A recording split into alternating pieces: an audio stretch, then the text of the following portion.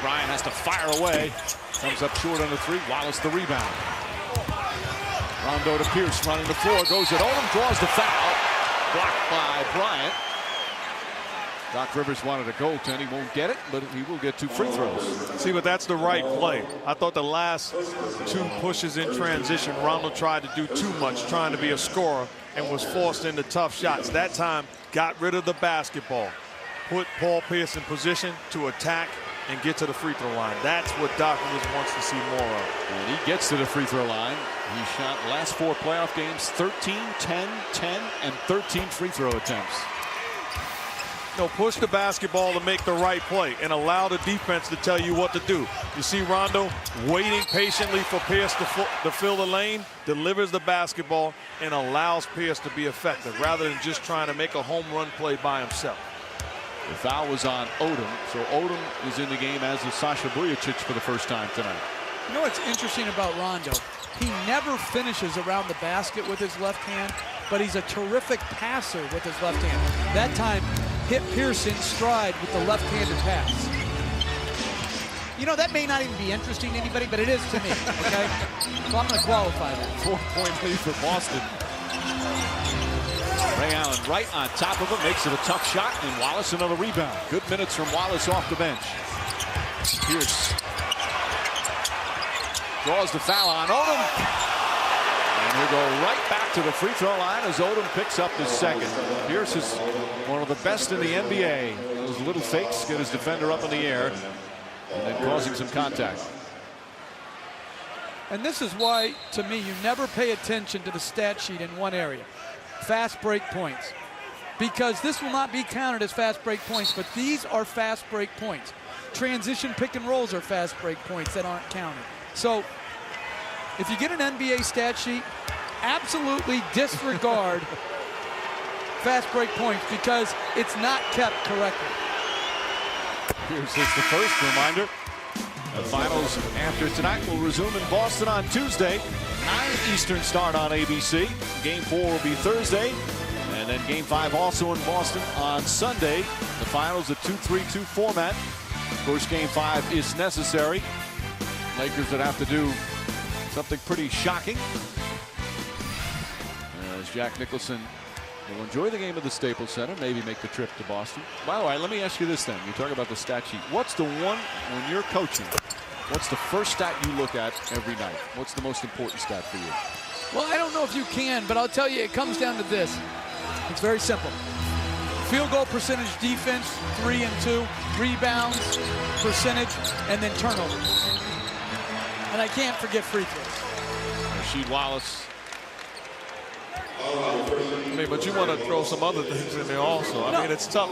His question is a tough question because there's a lot of things that can tell you, even when you look at assists, how your team is sharing the basketball compared to field goals made. Well, the problem with assists sometimes is it's reliant on you making the shot. Because you can move the ball well, create a good shot off ball movement, and then miss the shot. And it doesn't speak to how well you move the ball. Oftentimes it speaks how well you shoot the ball. Are you aware that the fans at home don't see you passing the basketball while you're talking?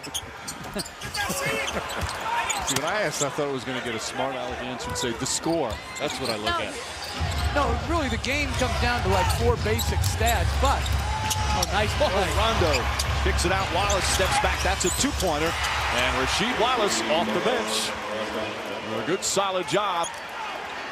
But that's what you need. You need shooting big guys. Because as Rondo penetrates and the size comes, you need people to block the shot.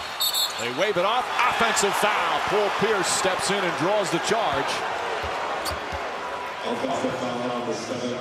A big part of the Celtics start has been the play of Rajon Rondo. Great screen by Pierce. Rondo comes in, draws both Gasol and Odom to the play. And you need the guys that can spread the floor with shooting bigs. Rasheed Wallace knocks down another one. I can't emphasize enough. That's the way Rondo's going to have to play. He's not going to dominate this series by scoring. He can make plays in transition and put guys in position to score. You look at the last couple of minutes, it's been Rondo the playmaker. The foul on Odom, his third, so he picks up 3 personals in 3 minutes. Shot clock down to 5. Rondo Nice feed inside. Pierce. Shot blocked. One left on the 24. Mike Callahan looking for help. And the three officials will confer. There's 4.1 remaining in the quarter. And it's still Boston ball. Bynum getting his second block of the first period.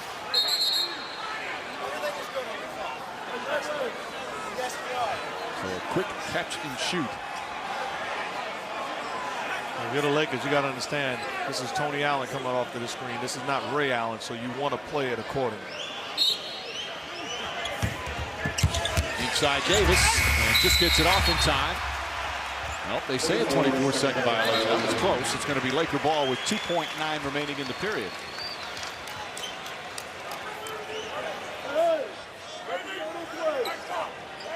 The Lakers with plenty of time. Now they put up 3.7 remaining. No catch. And if you're Glenn Davis right here, you got to track Kobe Bryant. Bryant tries to go backdoor. Farmar gets it. Couple of dribbles. Farmar puts it up at the buzzer. And that will end the first period. And a different Celtic team to start game 2. They were down by 5, now lead by 7. So a 12-point turnaround for Boston.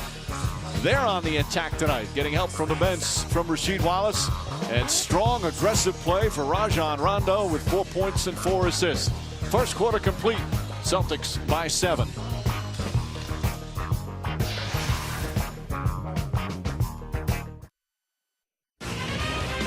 Welcome back to Los Angeles with Doc Rivers. Game 1, the Lakers were clearly the aggressor. What did you think of your team's approach? Well, we're playing great. We're aggressive. Didn't like our transition D to start the game. But I thought once we settled down, we started getting back into our game.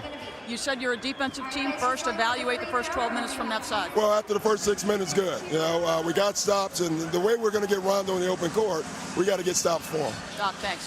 Mike.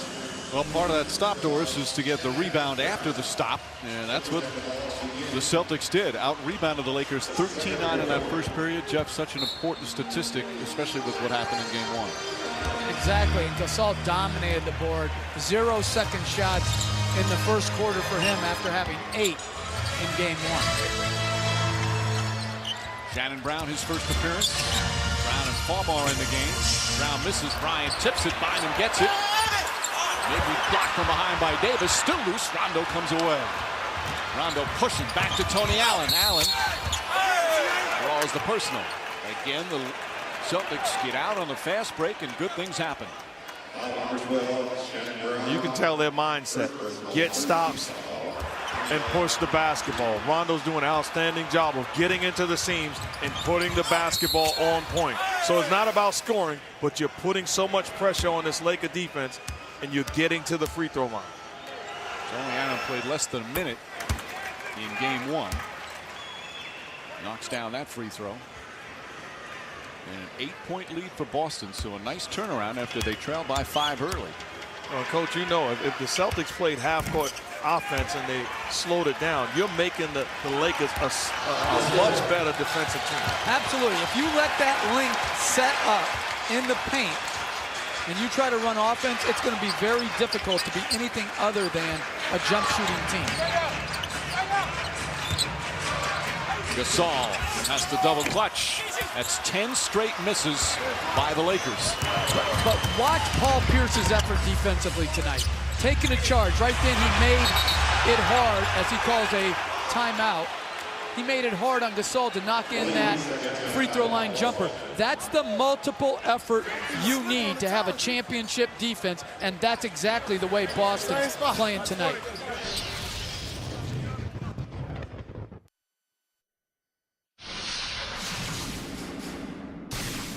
Come on now, let's stay away from those routes. That ball's got to move. One more pass. We had it going great, and then we got away from it, all right? We got to get back to one more pass. The whole team, everybody. Every coach talks about ball movement. And that's what Doc Rivers talked about after Game 1. He felt they were a one-pass and shoot team.